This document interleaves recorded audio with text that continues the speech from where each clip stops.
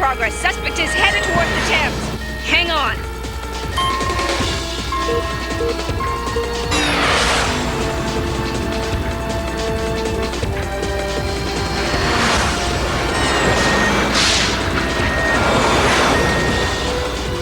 The vehicle is registered to Neville Harris, 640 Bellingham Close.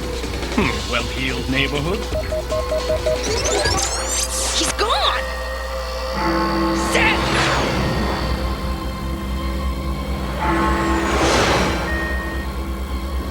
But how could he just vanish? Excellent question, Watson. British government have put all British financial institutions on the brink of failure. Nobody seems to know how the ever happened. Lestrade, respond ASAP immediately. Oh, where did that dragster go? You got his EID. Follow it up later. I just got a call from the Pomiero Touring Club. Pomiero? Well, we're moving up in the world. Best behaviour, Lestrade. Pomiero's home to some of the wealthiest, most influential people in this country.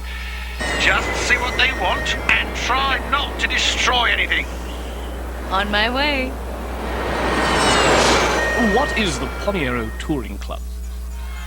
Pomiero has the largest collection of luxury vehicles in the country, maybe even the world. Who are these people? Locals. They're trying to get Pomiero to turn part of their grounds into a public park. Not much chance, I'd say. Oh, what I'd give to drive one of these beauties.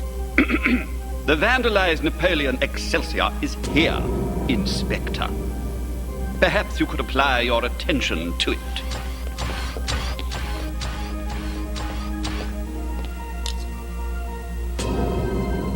What exactly is a Napoleon Excelsior? A technological marvel, and quite simply, the most sumptuous luxury craft ever built. And who built this marvel? It was the crowning achievement of Philippe Napoleon's career. It can do New London to Los Angeles in 50 minutes. There are only 30 left in the world today. Really? Fascinating. All cut identically. What do you make of it, Watson?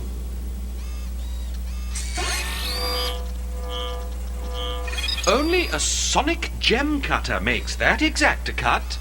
Not your ordinary thief or vandal's tool. I say he was interrupted. Now, why else leave all these gems? And look, the interior wasn't even touched. He clearly didn't appreciate the craftsmanship of what he was trying to steal. But then, why destroy the value of the vehicle by destroying the gems? Astute observation, my dear Watson. And why bring a gem cutter if his aim was to steal the cruiser? What is the vehicle identity number? It's NE2094. He couldn't steal the Napoleon itself, so he went for whatever he could get. But then why cut into the gems and ruin their value? And observe, Lestrade, I believe none are missing. The fiend who did this could have taken the Napoleon any time. I'll tell you what he's after. He wants to ruin us. You know who did this? We should never have allowed Jack Rizzo to join Pomiero. We've had nothing but trouble ever since. Trouble. Oh, what kind? Petty vandalism. Those infernal protesters. Garbage hurled at members entering the club. But this is an abomination. These incidents, were they all related to the neighborhood park dispute? Of course! All Jack Rizzo's doing. What are you waiting for? Arrest him! Perhaps you and Lestrade could interview Mr. Rizzo. I would like to track down this Philippe Napoleon. You can't. The man is long dead. But his son is our club mechanic. No, he's right through there. I shall catch up to you later. Can I help you? Are you Mark Napoleon? Sherlock Holmes. You heard about the vandalism next door? I'm not surprised. With all those jewels. But I wonder why they didn't go for this one, too. Indeed. The vehicle ID number on this one is 1032. The one next door is 2094. Perhaps that has something to do with it. That means this one was one of the 32nd Napoleon produced. The other was one of the last 6 produced the week my father died. They only built 2,000 of them altogether.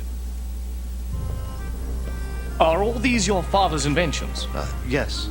A perpetual motion machine. I remember studying the Da Vinci drawings in school. Well, too bad it doesn't work.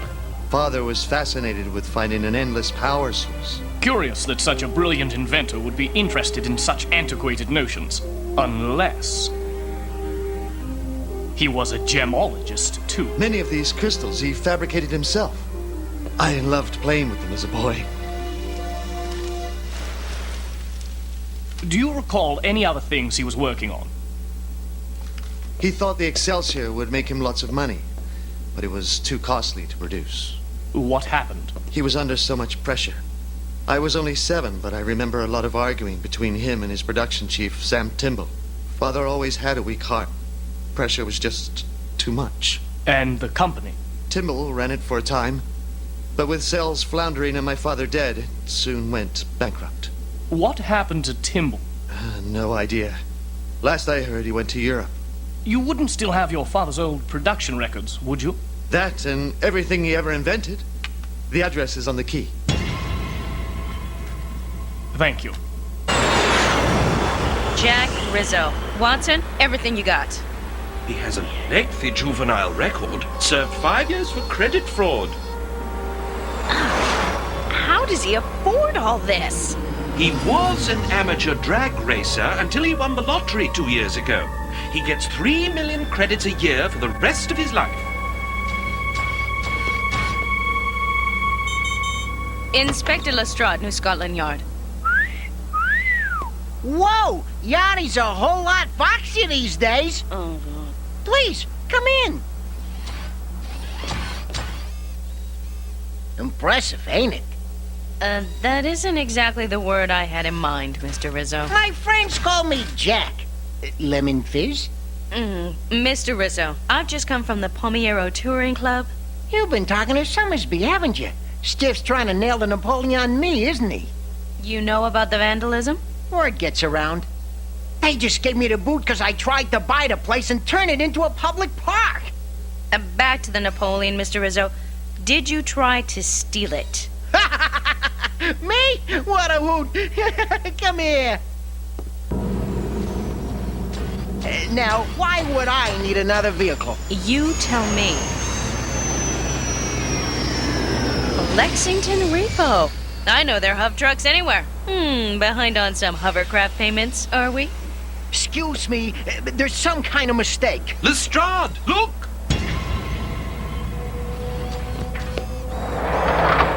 It's just like the hovercraft we lost on the Thames. Check the electronic ID. The very same. Owner Neville Harris. So, what is Jack Rizzo doing with it? So that was you, Inspector. Fancy bit of driving. You should try drag racing sometime. You're under arrest, Mr. Rizzo. Speeding, evading arrest, maybe even cruiser theft. Hold on, little lady. I can explain everything. And you will. Down at the yard. Cuff him, Watson. Mr. Harris, you're telling me that you let Rizzo borrow your hovercraft because he was behind on the payments for his own vehicles? I told you I didn't steal it. Why would you let a man you barely know borrow such an expensive vehicle? He has given me some excellent tips on the hollow horses. If that's it, Inspector, we've set the court date on my vehicular infractions. I'm already late for a very important engagement. I'll bet. I'll see you in court. I don't trust that man. Inspector, have you arrested that lunatic Rizzo yet? Yes, no. But I'm glad you called. Rizzo claims you booted him out of the Pomiero because of his involvement with the local park movement. Indeed not. I gave him the boot because he was 5 months behind on his dues. We've got a potential riot situation. All inspectors report for duty ASAP immediately. Sorry, Mr. Summersby. I've got to run. But it's a rally outside the Kensington Touring Club. Rizzo! Watson, I need to find a Sam Timble. Not now, Holmes. There's been a development at the Kensington Touring Club. Indeed. 500 acres. 200 club members? Is this fair?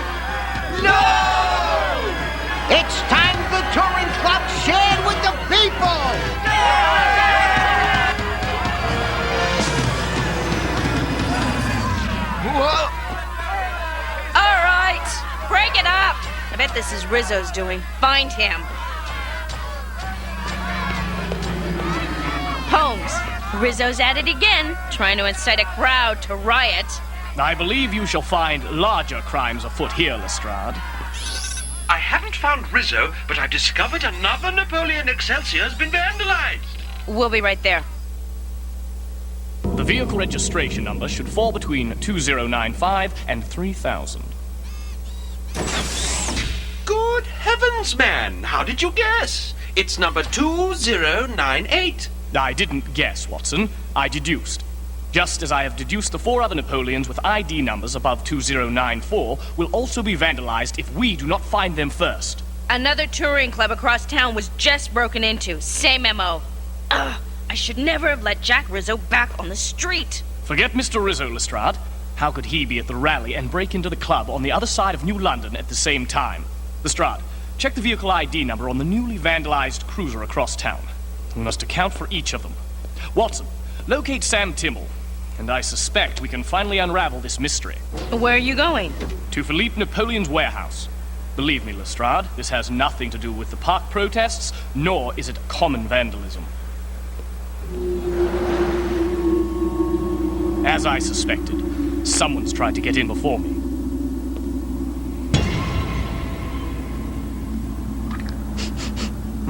Amyl nitrate. Excellent. He didn't get in.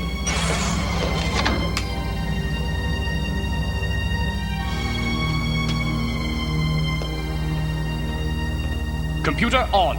I want any and all information on Napoleon Excelsiors, VIN numbers 2094 to 3000, the buyers and the addresses. Watson, quickly, come to 540 Hoxton Street. Alert the fire department. Oh, are you all right? Yes, hurry!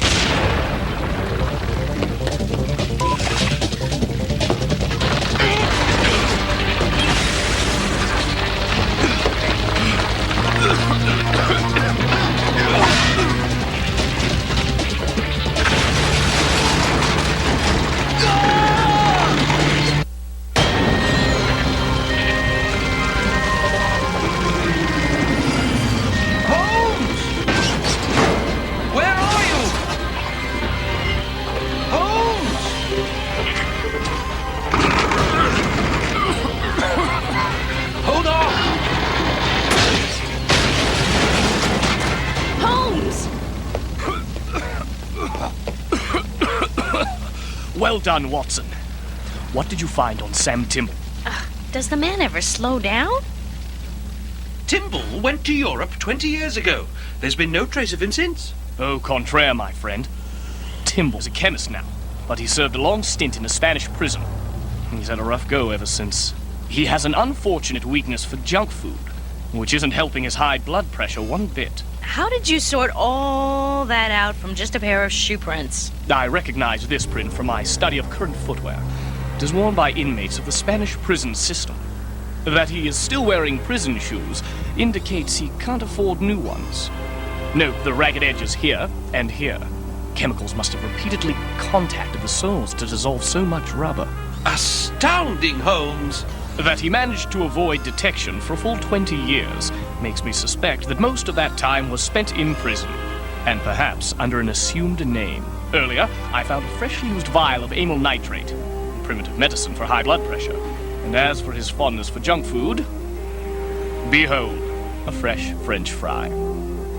We must track down the 3 remaining Napoleon Excelsiors with VIN numbers higher than 2094 and stake them out. I still don't understand why.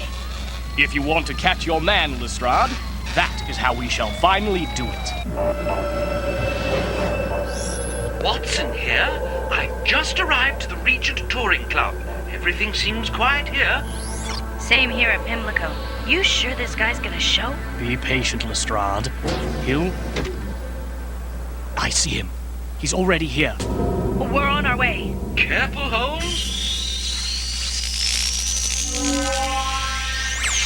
Well done, Mr. Timble. You finally located Philippe Napoleon's long-lost power crystal. Yes. There's no way you're taking it from me. I've slaved 15 years for that cheapskate. That is what Mark heard you two arguing about the week his father died, isn't it? You realize those crystals Philippe Napoleon made for his son were more than pretty baubles. And when he perfected his invention, you tried to force Philippe to tell you how it worked.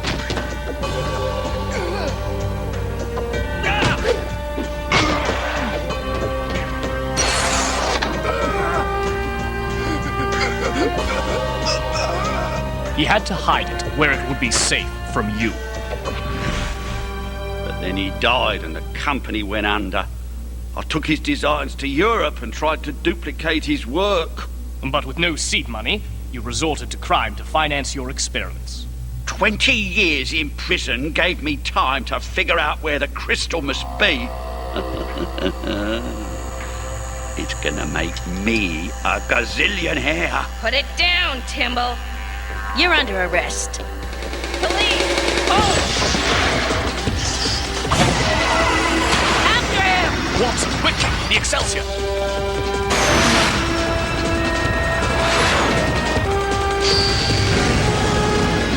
Heavens, what a powerful vehicle! We just spotted Timble at Big Bend, Lestrade, heading north.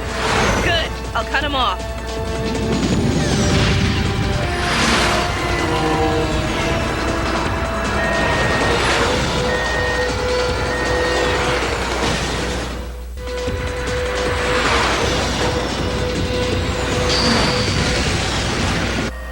I see him. I'm sending out an electrical pulse. It should disable his guidance systems.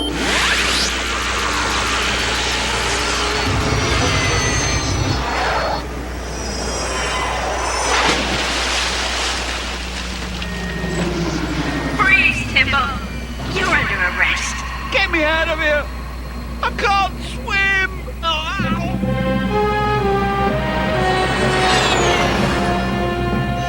Come on in. We finally got our park.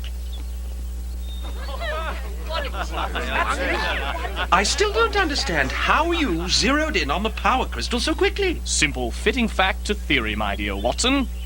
You thought someone wanted to steal that first Napoleon Excelsior. But then, why bring along the sonar gem cutter?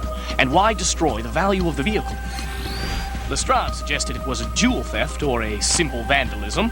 No gems were ever stolen, and the damage was too precise to be mere vandalism, which forced me to look for another explanation.